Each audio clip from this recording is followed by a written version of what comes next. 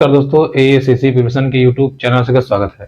दोस्तों हम लोग सीटेट मैथमेटिक्स के विषय में अध्ययन कर रहे थे, यानी कि जो हमारा मैथ का टॉपिक है पेपर फर्स्ट और पेपर टू दोनों के विषय हम लोग इस वीडियोस में दोनों के कंबाइंड सिलेबस को हम लोग अध्ययन कर रहे थे on the base of NCERT books. ठीक है, हमारा जो टॉपिक चल रहा है वो है ज्योमेट्री, यानी कि रेखा गणित।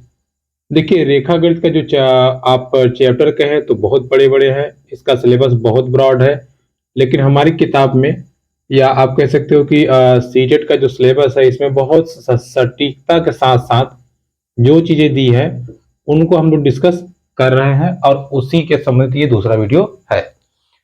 अब तक हम लोगों ने क्या देखा? हम लोगों ने ट्राइंगल देखा, ट्राइंगल के टाइप देखे, कुछ बेसिस देखे, जैसे कि रेखा क्या है, रेखाखंड क्या है, कोण क्या है, कोण के प्रकार क्या है, इन सब को हमने देखा। कोण के कई प्रकार देखे, राइट एंगल क्या है, उसके बाद में आपका न्यून कोण क्या है, अधिक कोण क्या है, यानी कि एक्यूट, ऑब्ट्यूस, इन सब को हमने डिस्कस किया। लास्ट जो हम लोग डिस्कस कर रहे थे, हम लोगों ने देखा था लास्ट टाइम पे हमारा जो अगर दो पैरेलल रेखाएं हैं उसको एक तिर्यक रेखा काटती है तो संगत कोण क्या है, एकांतर कोण क्या है, इनके विषय में डिस्कस किया। शीर्षाभिमुख कोण क्या है, इसके विषय हमने देखा। यहां से हमें न्यूमेरिकल देखने को मिलते हैं। अभी जो हम लोग पढ़ रहे थे, हमने त्रिभुज के पश्चात हमने पढ़ा था चतुर्भुज। देखिए, चतुर्भुज की शुरुआत कहां से होती है? समांतर चतुर्भुज से। देखिए, बहुत छोटा टर्म्स है, अगर आप थोड़ा सा क्लियर हो जाएं तो 2 मिनट में आपका ये खत्म हो जाएगा। देखिए, समांतर चतुर्भुज अब आपसे पूछता है कि समांतर चतुर्भुज क्या है। समांतर चतुर्भुज पहले देखिए ऐसे बनता है, ठीक है। इसका जो डायग्राम है कुछ ऐसे है। अगर आप देखें यहाँ पे तो ये और ये भुजा तो बराबर है और ये इसके बराबर है, लेकिन ये टेढ़ा है, ठीक है, टेढ़ा है। यानी कि समांतर चतुर्भुज क्या होता है? समांतर चतुर्भुज होता है पेयर ऑफ साइड्स इक्वल। ठीक है, इक्वल मतलब समझते हैं आप, इक्वल एंड पैरेलल। देखिए, इसका मतलब ये है कि समांतर चतुर्भुज में दोनों जो युग्म होते हैं, जो दोनों जोड़ी वाली भुजाएं होती हैं, ये दोनों और ये दोनों बराबर होती हैं। ठीक है, अब अगर ये भुजाएं सीधी हो जाती हैं, सीधी मतलब ऐसे, यानी कि प्रत्येक कोण 90 डिग्री हो जाता है, तो इसको हम कहते हैं आयत। क्या कहते हैं? आयत। यानी कि आयत भी एक तरह से समांतर चतुर्भुज है। ये इसका मतलब समांतर, ठीक है, पैरेलल। समांतर चतुर्भुज है जिसमें प्रत्येक एंगल कितना होता है? 90 डिग्री। कितना होता है? 90 डिग्री। तो आपसे पूछता है कभी कभी कि निम्नलिखित में से कौन समांतर चतुर्भुज नहीं है, तो आप फंसेंगे। तो क्या आयत समांतर चतुर्भुज है? बिल्कुल है। यह समांतर चतुर्भुज है जिसका कोण 90 डिग्री नहीं है, लेकिन आमने सामने की भुजाएं बराबर हैं। यह समांतर चतुर्भुज है जिसका कोण भी 90 डिग्री है प्रत्येक, और आमने सामने की भुजाएं भी बराबर हैं। आगे देखिए, इस आकृति को हम कहते हैं समचतुर्भुज। अगर आप इसमें अंतर देखें तो इसमें चारों भुजाएं बराबर हैं, चारों भुजाएं बराबर हैं। इसको हम क्या कहते हैं? इसको हम कहते हैं समचतुर्भुज। यानी कि ऐसा समांतर चतुर्भुज जिसमें चारों भुजाएं बराबर हो, चारों भुजाएं बराबर हो। इसको थोड़ा सीधा कर दीजिए, इसको थोड़ा सीधा कर दिए, ऐसे बन जाएगा। यानी कि ऐसा समचतुर्भुज जिसमें ईच एंगल 90 हो जाए, इसको हम क्या कहते हैं? वर्ग कहते हैं। तो देखिए, क्या ये चारों संबंधित नहीं है? ध्यान समझिए कैसे। ये हो गया समांतर चतुर्भुज। समांतर चतुर्भुज टेढ़ा टेढ़ा होता है, पैरेलल साइड बराबर। लेकिन इसको हम सीधा कर देंगे तो साइड भी बराबर हो जाएंगी आमने सामने की, प्रत्येक कोण 90 डिग्री, जिसको हम कहते हैं आयत। तो ये भी समांतर चतुर्भुज, ये भी समांतर चतुर्भुज। लेकिन अगर ये समांतर चतुर्भुज, ये भुजाएं बराबर हैं, अगर ये चारों बराबर हो जाए तो उसको हम कहेंगे समचतुर्भुज। अब ये जो समचतुर्भुज है, चारों भुजाएं बराबर हैं, लेकिन अगर कोण भी बराबर हो गया, चारों 90 डिग्री हो गए, तो उसको हम कहते हैं वर्ग। तो एक तरह से हम कह सकते हैं ये पूरी पूरी एक फैमिली है। ठीक है, समांतर चतुर्भुज, समचतुर्भुज, वर्ग और आयत, ये चारों के चारों एक ही फैमिली से बिलोंग करते हैं या एक ही वर्ग के हैं। ठीक है, इन बात को आप ध्यान रखें। आगे देखिए, चतुर्भुज संबंधित एक दो आकृतियां और हैं जो आपको समझनी है। जैसे देखिए, ये ऐसे क्या होता है, आप देखेंगे ऐसे होता है पतंग। क्या होता है? पतंग। पतंग यानी कि काइट। तो आपसे इससे सवाल आता है काइट से। काइट में क्या होता है, दो एडजेसेंट भुजाएं, ठीक है। देखिए कंजिक्यूटिव साइड जो होती है दोनों इक्वल होती है। कंजिक्यूटिव मतलब चिपकी हुई साइड। देखिए ये दोनों चिपकी हुई है, तो ये दोनों साइड बराबर। जैसे अगर ये 5 है तो ये भी 5 होगा। इधर ये दोनों चिपके हुए हैं, ये 8 होगा तो ये भी 8 होगा, ठीक है। यानी कि दो आसन्न भुजाएं बोल सकते हैं आप, हिंदी में इसको बोलते हैं आसन्न, इंग्लिश बोलते हैं दो consecutive sides. To consecutive sides equal होता है अगर ऐसा आपको चतुर्भुज देखने को मिलता है। समांतर नहीं, ध्यान रखिएगा, ये समांतर है। समांतर मतलब जो दोनों के बीच में गैपिंग बराबर हो वो होता है समांतर, ये समांतर नहीं है। तो ऐसा चतुर्भुज जिसमें दो आसन्न भुजाएं या कंजुगेटिव साइड्स इक्वल हो, कंजुगेटिव मतलब जो एक बिंदु पे मिलती है, उनको हम कहते हैं, या उस डायग्राम को हम क्या कहते हैं, पतंग या काइट। एक शेप आपको और मिलता है पढ़ने को, ऐसे शेप, ऐसे देखिए ऐसा करके, ठीक है, ऐसा, जिसमें दो साइड एक पेयर पैरेलल हो, वन पेयर पैरेलल हो, यानी कि ऐसा चतुर्भुज या ऐसा क्वाड्रिलेटरल, जो ऐसा क्वाड्रिलेटरल जिसमें one pair of side parallel हो, उसको हम क्या कहते हैं, ट्रेपेजियम। क्या कहते हैं, ट्रेपेजियम, ठीक है। ये ध्यान रखिएगा, यहां सवाल बनते हैं या इससे सवाल पूछ जाते हैं, तो जैसे सवाल आएगा हम वैसे कर लेंगे, ठीक है। ट्रेपेजियम और ये कुल मिलाकर 6 आकृतियां आपको पढ़नी है। अब कुछ आप पैरेललोग्राम से नियम समझ लीजिए। देखिए पैरेललोग्राम का नियम ये है, इसकी अपोजिट साइड इक्वल होती है, मतलब ये 50 है तो ये भी 50 होगा। अपोजिट साइड इक्वल यानी कि ये दोनों इक्वल होंगे आपस में, साइड ये दोनों इक्वल होंगे, और इसका सम 180 होगा। समझ में आया आपको? देखिए मोटा मोटा समझिएगा। जैसे अगर ये आपका पैरेललोग्राम है तो ये और ये दोनों मिला के 90 होंगे। जैसे मान लीजिए ये 80 दिया है तो ये कितना होगा, सॉरी 180 होगा। ये 80 दिया है तो ये कितना होगा, 100। अगर ये 50 दिया है तो ये कितना होगा, 130। लेकिन ये 50 है तो ये भी 50, 130 है तो 130, यानी कि जो अपोजिट एंगल होंगे इधर वाले अपोजिट एंगल इक्वल होंगे, और ये पास पास वाले एंगल का सम 180 होगा, ठीक है। इस चीज को ध्यान रखिएगा। तो ये किसकी बात हो गई, ये हो गई समांतर चतुर्भुज की बात। चलिए थोड़ा सा हम आगे डिस्कस करते हैं। अब देखिए यहीं पे आ गया है बीच में, इसलिए थोड़ा सा हम डिस्कस कर देते हैं। बीच में आ गया यहीं पे एक पूरक कोण और समपूरक कोण। छोटा टॉपिक है, डिस्कस कर लेते हैं, फिर हम आगे अपनी चीजों को बढ़ाते हैं। कि बीच में आ गया था इसलिए हम आपको थोड़ा सा बता देते हैं। देखिए समपूरक कोण, देखिए पूरक कोण का मतलब ये है, पूरक कोण का मतलब ये है दो कोणों का योग 90 डिग्री, इसमें दो ही कोण होंगे। और समपूरक का अर्थ ये है दो कोणों का योग 180 डिग्री। बस इतना ध्यान रखिएगा। पूरक, पूरक मतलब 90, समपूरक, समपूरक मतलब 180।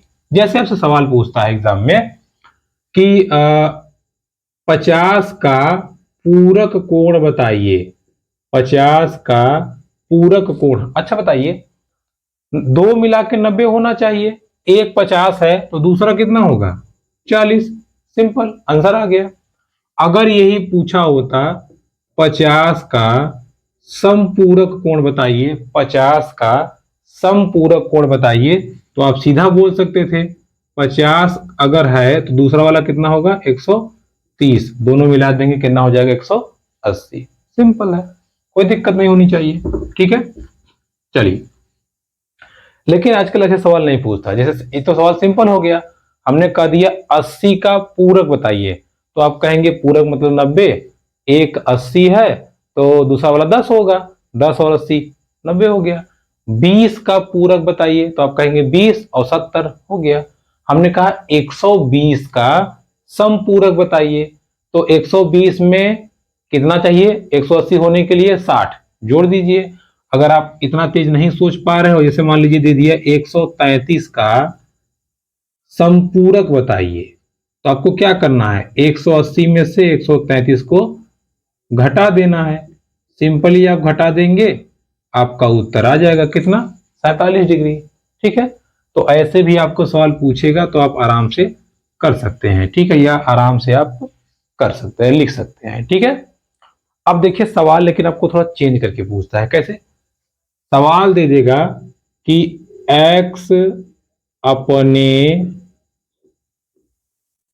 अपने x अपने पूरक से x अपने पूरक से 20 कम है, x अपने पूरक से 20 कम है, तो x का मान बताइए। अब बात को समझिएगा, हमने क्या कहा, हमने कहा कि पूरक होने के लिए दोनों का योग 90 होना चाहिए।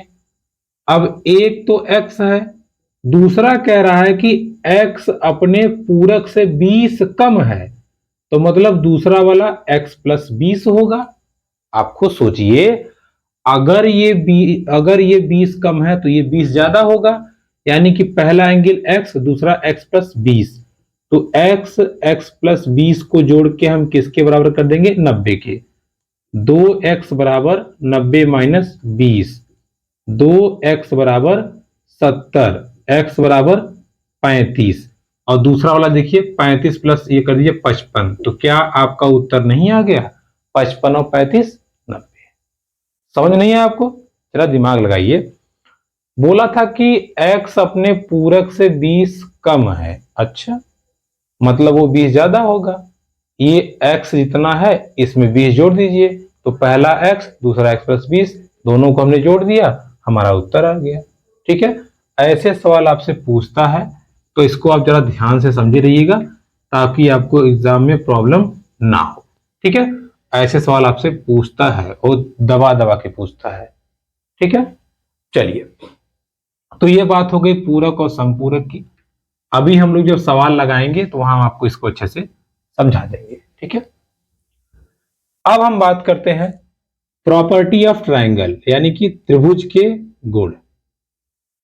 त्रिभुज के गुण, ये टॉपिक आपका है तो इसको हम छोड़ नहीं सकते। त्रिभुज के गुण, देखिए त्रिभुज के गुण में क्या हमें देखना है, जैसे हमने त्रिभुज के प्रकार देखा, हमने भुजाओं के आधार पर प्रकार देखा, समबाहु त्रिभुज, विषम बाहु त्रिभुज, सम द्विबाहु।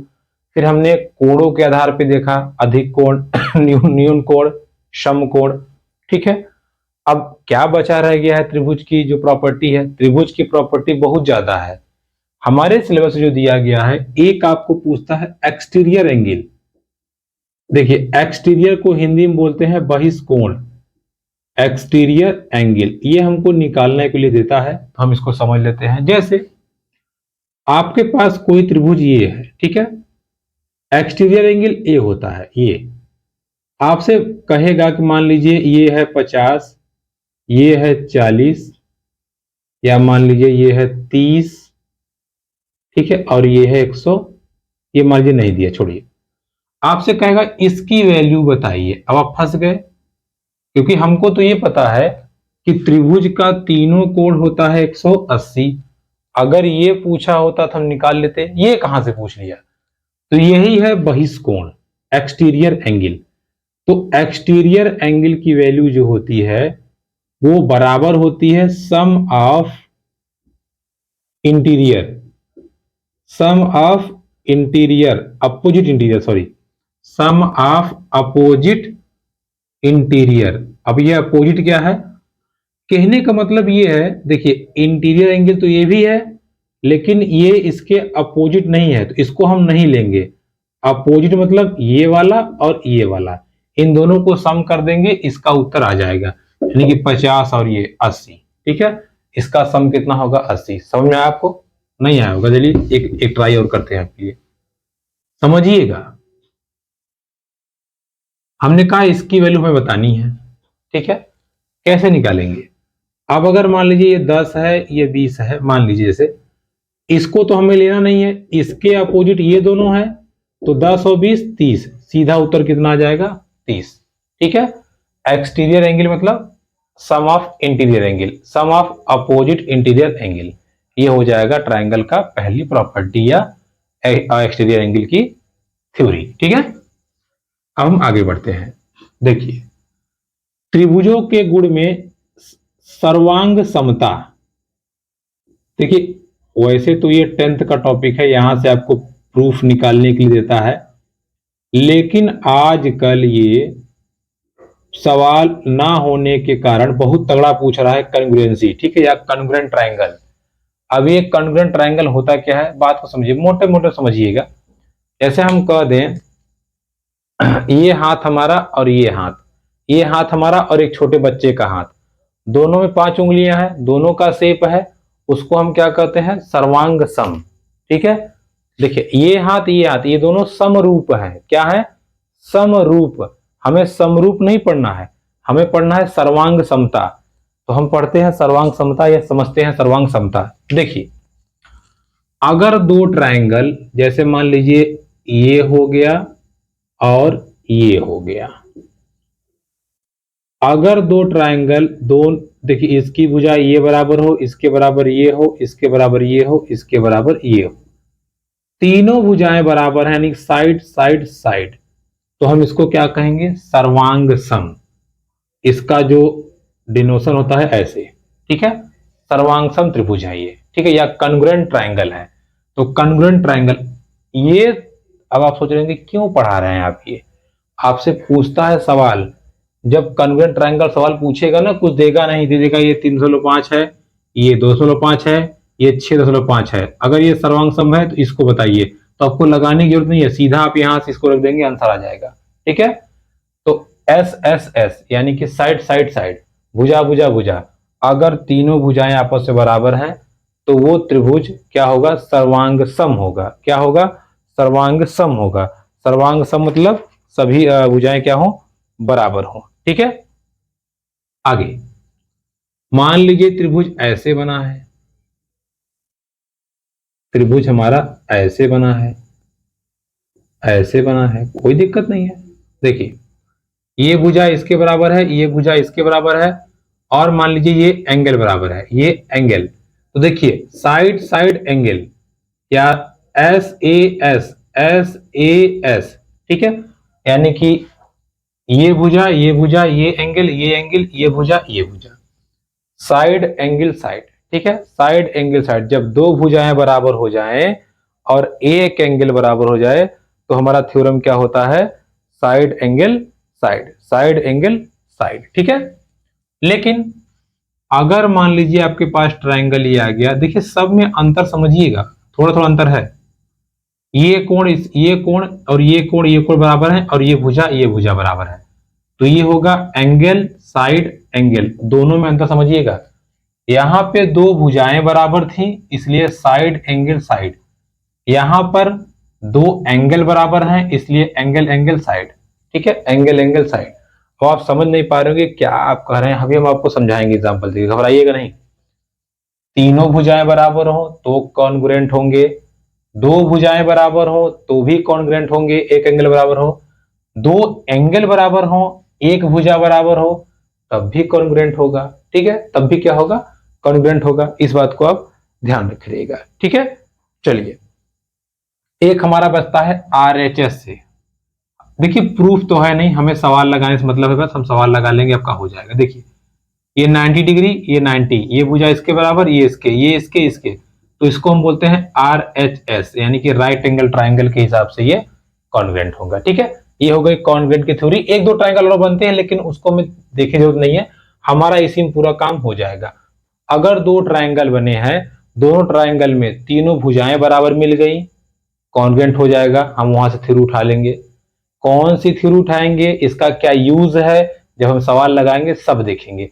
अभी आप इतना समझिएगा कि दो ट्राइंगल में अगर तीनों साइड बराबर है तो कॉन्ग्रुएंट होगा, दो साइड बराबर है, एक एंगल बराबर है तो भी कॉन्ग्रुएंट होगा, दो एंगल बराबर है, एक साइड बराबर है तो भी कॉन्ग्रुएंट होगा, साथ ही साथ आरएचएस वाला रूल भी इसे अप्लाई होता है, ये भी कॉन्ग्रुएंट होगा। ठीक है, चलिए हम आपको दिखा देते हैं, एक दो सवाल समझा देते हैं। जैसे अब देखिए ट्राइंगल टेढ़ा मेढ़ा बना रहेगा, जैसे मान लीजिए ये है 30, ये है आपका 65, ये हमें नहीं दिया है, ठीक है, ये हमको दिया ही नहीं है। और हमसे कहा कि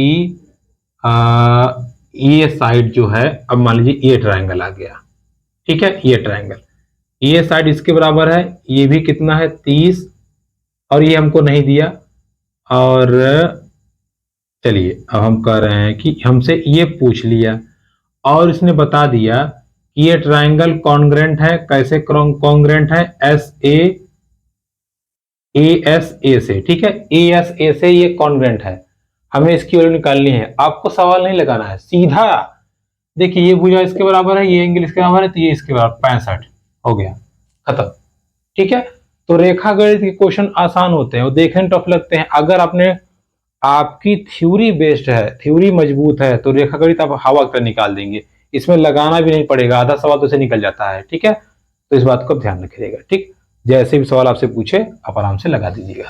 अब देखिए एक दो सवाल आपसे वो पूछता है, क्या पूछता है, अब देखिए मान लीजिए दे दिया 5, ये 6, ये 4 है, ये 6 है, ये 4 है, ये हमसे पूछा और उसने बताया कि ये दोनों ट्रायंगल क्या है, कॉन्ग्रेंट है, या ऐसा सिंबल लगाया रहेगा। तो आपको कुछ सोचना ही नहीं है, बस सीधा से देखिए 6 है, 6 है, 4 है, 4 है, अगला वाला क्या होगा 5, तो ये क्या होगा 5। आपको ये नहीं देखना कि डायग्राम कैसे बना उल्टा सीधा, कुछ नहीं, सीधा आंसर, ठीक है, कितना हो जाएगा 5। चलिए तो ये किसकी बात हो गई, सर्वांग समता की, यानी कि कॉन्ग्रेंट ट्रायंगल की। देखिए लगभग लगभग हम लोगों ने प्रॉपर्टी को कवर कर लिया है। जैसे अब वृत्त होता है, वृत्त में क्या होता है, जैसे अगर ये वृत्त है, वृत्त की आधी दूरी को हम क्या बोलते हैं, त्रिज्या, क्या बोलते हैं, त्रिज्या। पूरी दूरी को हम क्या बोलते हैं, डायमीटर, यानी कि व्यास, ठीक है। तो ये छोटी मोटी चीजें भी इसके अंतर्गत आती हैं। तो हमने ट्रायंगल देखा, हमने कोऑर्डिनेटर यानी कि चतुर्भुज देखा। अब रेखा गणित की थ्योरी की क्लासेस लगभग समाप्त हो चुकी हैं। इसके बाद अब हम लोग सवाल लगाएंगे, थ्योरी अब कुछ बचा नहीं है। एक दो टॉपिक छोटे मोटे जो बचे हैं उसको हम लोग अभी डिस्कस कर ले रहे हैं। इसके बाद हम लोग जब क्षेत्रमिति स्टार्ट करेंगे, वहां से हम लोग इन सभी के जो जो हमने चित्र बनाए थे अभी, इन सब के हम वहां सूत्र देखेंगे और सवाल लगाना प्रारंभ करेंगे, ठीक है।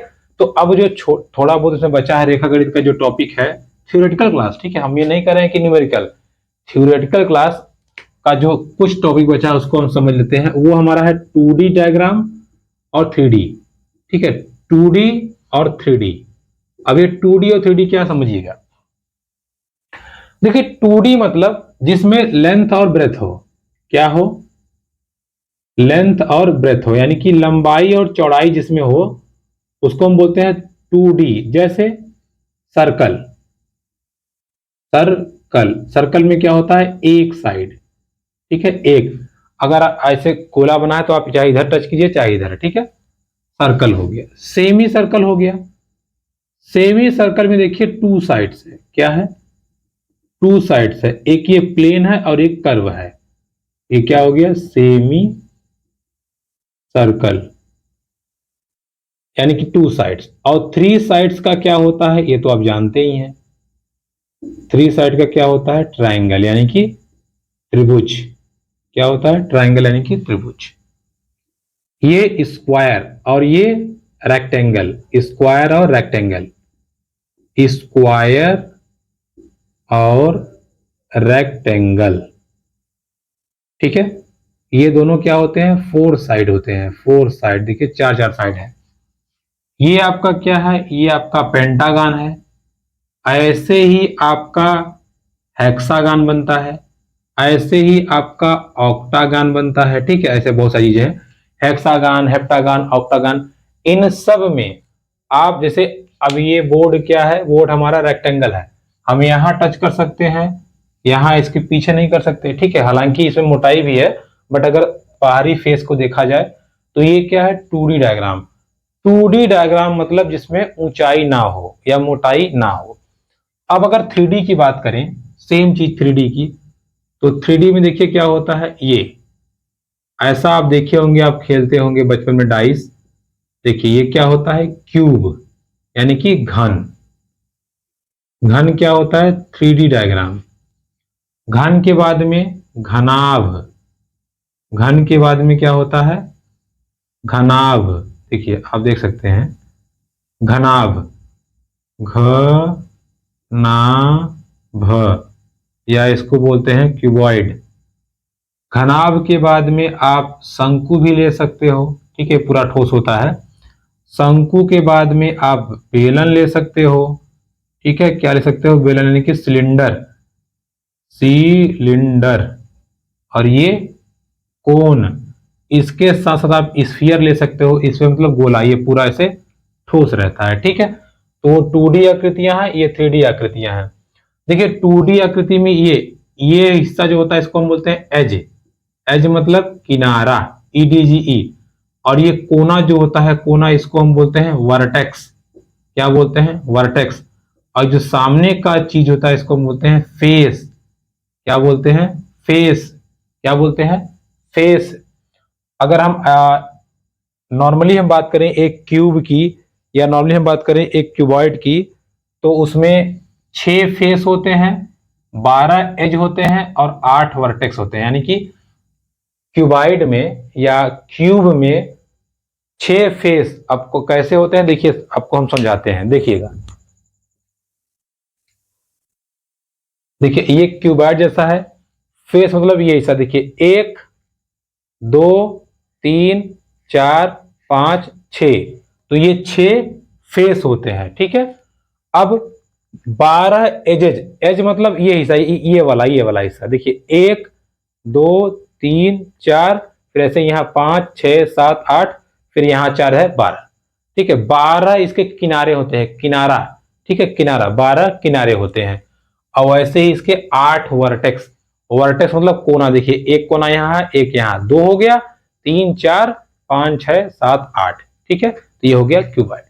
क्लियर हो गया, क्या हो गया, क्यूबॉइड। इस चीज को आप ध्यान रखिएगा। चलिए, तो देखिए ये हो गए 2D शेप, ये हो गए 3D शेप। अंतर क्या है, इसमें लेंथ ब्रेथ, और इसमें लेंथ ब्रेथ और हाइट तीनों होते हैं, ठीक है। लेंथ ब्रेथ और हाइट इसमें तीनों होते हैं, इस चीज को आप ध्यान रखिएगा।